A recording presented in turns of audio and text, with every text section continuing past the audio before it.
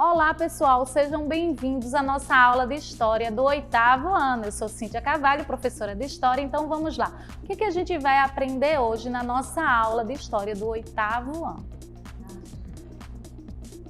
Hoje a gente vai identificar os motivos e as ações e consequências da Guerra dos Emboabas. Então, para começar o nosso conteúdo de hoje, eu trago para você duas perguntinhas, tá? Em relação se você sabe.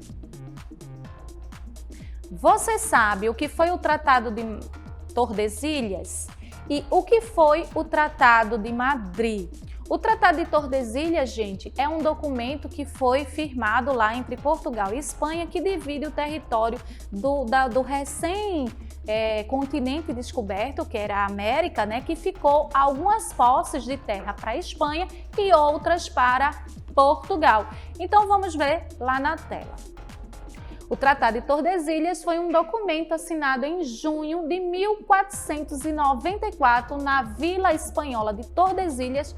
Os protagonistas, foram Portugal e Espanha, que delimitaram através de uma linha imaginária as posses portuguesa e espanhola no território da América do Sul, chamado de Novo Continente. Então, em 1494, então antes mesmo dos portugueses chegarem aqui no Brasil, onde hoje é o Brasil, eles já sabiam da existência do continente americano, da América do Sul, e entre eles, Portugal e Espanha, colocaram lá uma linha imaginária dividindo lá o continente. Então, ao leste ficaria as terras para Portugal e ao oeste as terras ficaria para Espanha. Esse foi o acordo, o Tratado de Tordesilhas.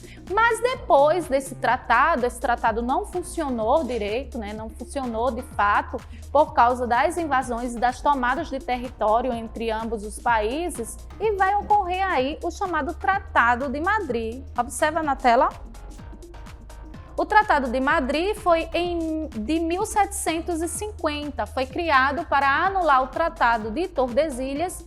Segundo esse documento, o reconhecimento das fronteiras passaria a adotar o princípio de uts potestas.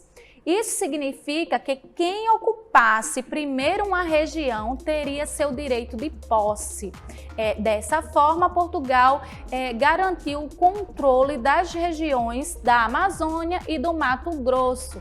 Então, no século XVIII, em 1750, o Tratado de Tordesilhas vai deixar de existir, vai ser anulado, tá? E vai começar a passar a valer o Tratado de Madrid, um novo acordo entre Portugal e Espanha. E o que esse acordo determinava?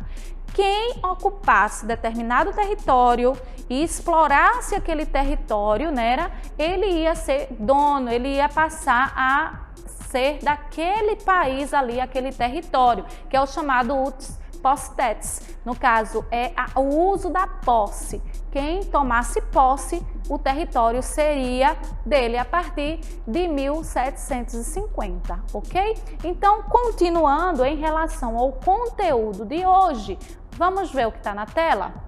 O modelo administrativo e de desenvolvimento da colônia portuguesa na América durante o século XVIII contribuirá para o surgimento de movimentos contestatórios.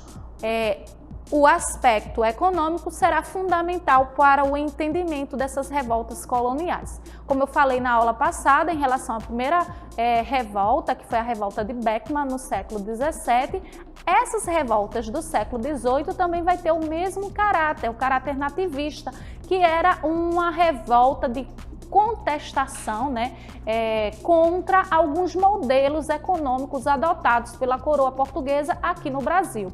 E, inclusive, essa de Emboados, que vai ocorrer lá em Minas Gerais, vai ser justamente pelo achado do ouro, das terras de Minas Gerais. E a gente vai ver aí um modelo econômico adotado por Portugal, que vai gerar aí a Guerra dos Emboabas, tá certo? Então, diante dessas revoltas coloniais, a gente vai ver justamente essa revolta lá em Minas Gerais, tá?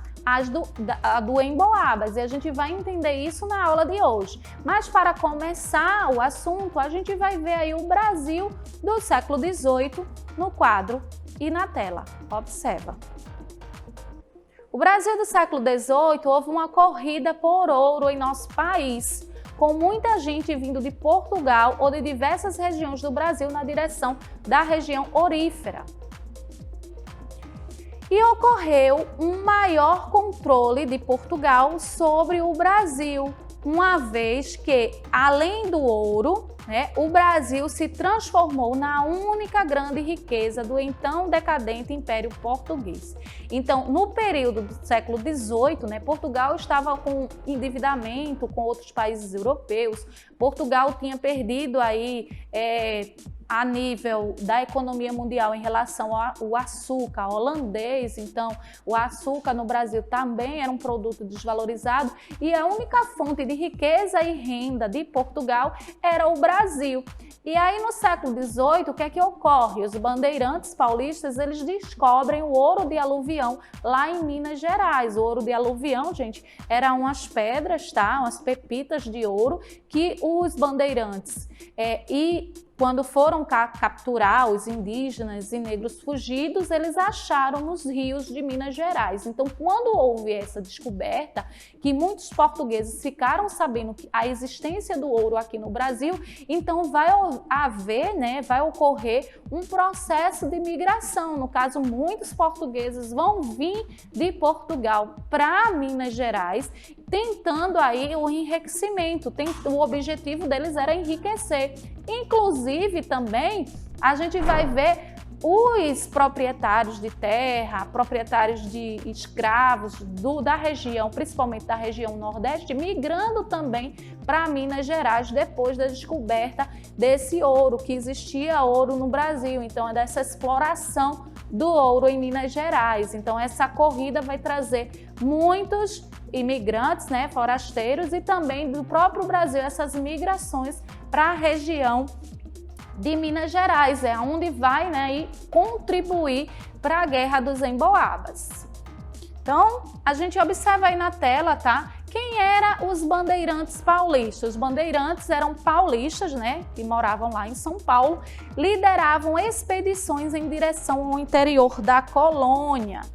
Os bandeirantes tinham como objetivo capturar os indígenas e vender como escravos, capturar escravos africanos, fugitivos, e mapear territórios à procura de pedras e metais preciosos. Então, a gente vê que os bandeirantes, eles tinham justamente o objetivo de capturar indígenas, que eram chamadas guerras justas, atrás de capturar os indígenas para se tornarem escravos dos grandes proprietários de terra e vender esses indígenas como escravos. Também capturar negros africanos, escravizados fugidos, então capturar os africanos fugidos, os negros escravos fugidos, e também eles tinham o objetivo da procura de metais preciosos, que foi justamente onde eles acharam esses metais preciosos lá em Minas Gerais. Então vamos lá, quem eram os bandeirantes? Observa na tela.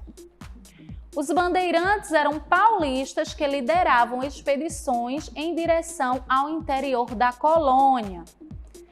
Os bandeirantes tinham como objetivo capturar indígenas e vender como escravos, capturar escravos fugitivos, e mapear territórios na procura de pedras e metais preciosos. Os bandeirantes, gente, eram paulistas que viviam justamente onde era a capitania de São Vicente, a região de São Paulo, e Minas Gerais pertencia a São Paulo na época, da capitania de São Vicente. E aí esses bandeirantes, eles iam com o objetivo, justamente eles também eram chamados de as bandeiras, levavam as bandeiras, que era para a busca mesmo de território, invadir, interiorizar mais o Brasil em busca de territórios. Lembra lá do Tratado de Madrid, a posse da terra. Então, o objetivo deles também era capturar indígenas para vender como escravos, capturar escravos negros fugitivos, destruir quilombos e aí reintroduzir esse escravo negro fugido a escravização, no caso, vender novamente esse escravo negro fugido, e também eles tinham o objetivo, que foi sempre o objetivo de Portugal inicial, que era o achar metais preciosos aqui no Brasil. E eles conseguiram achar no final do século XVII, início do século XVIII, o ouro de aluvião lá em Minas Gerais. E quando eles descobrem esse ouro, essa repercussão, né, vai repercutir muito em Portugal, e muitos portugueses vão vir para a região de Minas Gerais atrás da exploração desses metais preciosos. Depois do ouro vai vir diamantes, tal, e tudo isso vai ser explorado tanto pelos bandeirantes como também os interesses dos portugueses e demais regiões do Brasil, principalmente a região do Nordeste, também vão tudo migrar lá para as regiões de Minas Gerais. Continuando, a gente vê a Guerra dos Emboabas, que vai acontecer justamente por causa dessas migrações, né, em 1707 até 1709, então aproximadamente 3 anos, tá? Em 1707, as rivalidades entre os paulistas, que consideravam ter direito exclusivo sobre a região, e os forasteiros, né, denominados emboabas, que vieram atraídos pela possibilidade de enriquecimento, culminaram em um conflito armado conhecido como Guerra dos Emboabas. Então, os paulistas, eles achavam que tinham direito, então eles impunham aí o direito da terra por ter achado primeiro o ouro. Mas os forasteiros, que eram justamente os portugueses que vieram para cá, juntamente com as pessoas que migraram, né, das regiões, principalmente da região do Nordeste para Minas Gerais, eles também queriam, porque eles tinham interesse de enriquecer com os metais preciosos ali de Minas Gerais.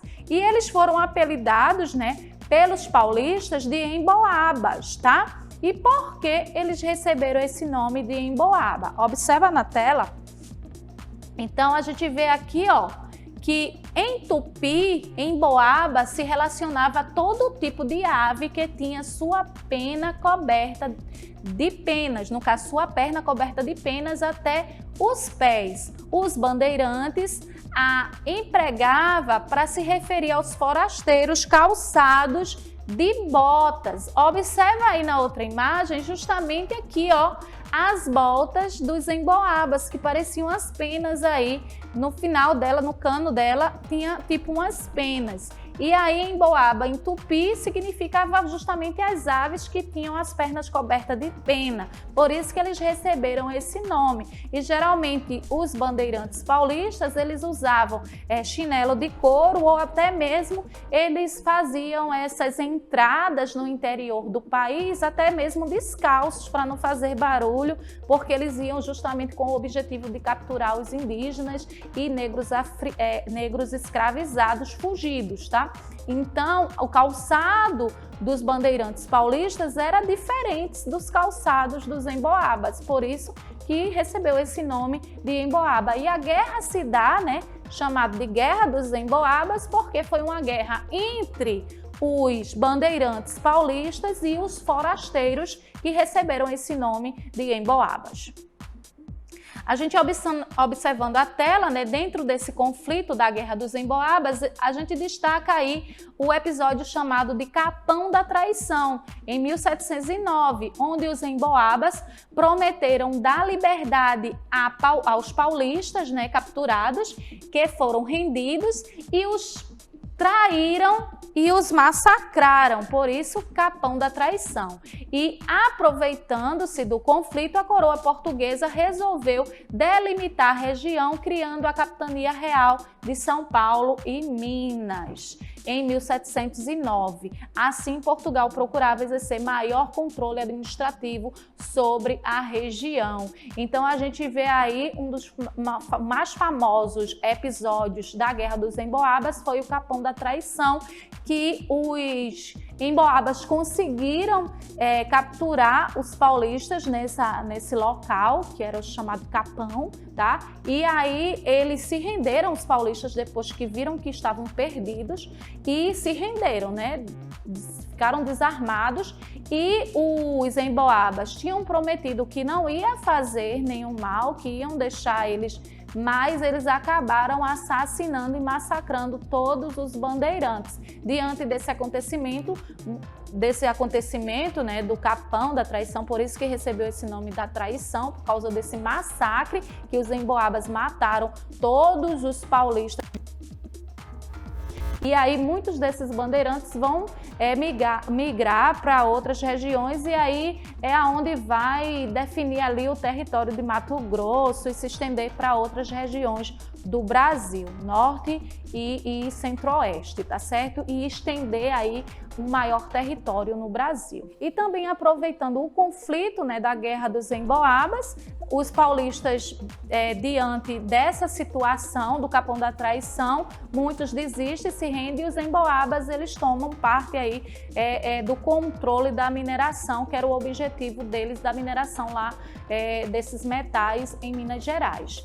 E diante disso a coroa também ela vai criar, né, no final aí da Guerra dos Emboabas, ela vai separar Minas Gerais de São Paulo para poder justamente ter um maior controle em Minas Gerais, porque a coroa portuguesa, o objetivo dela era explorar economicamente sua única fonte de riqueza, que era as terras brasileiras daquele período colonial, tá? E depois a gente vai ver que ela vai criar aí vários impostos que vai culminar lá na revolta de Filipe dos Santos, que é a revolta de Vila Rica, que é um dos assuntos que a gente vai ver nas próximas aulas, ok? Então não perca as nossas próximas aulas e eu conto com vocês, tá? Tchau, pessoal! Até a próxima aula!